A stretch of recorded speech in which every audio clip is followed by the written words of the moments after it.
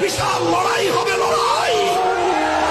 সেই লড়াইয়ে এক পক্ষে থাকবে কুফর, আরেক পক্ষে থাকবে ঈমান। সেই লড়াইয়ে এক পক্ষে থাকবে হক, আরেক পক্ষে থাকবে বাতিল।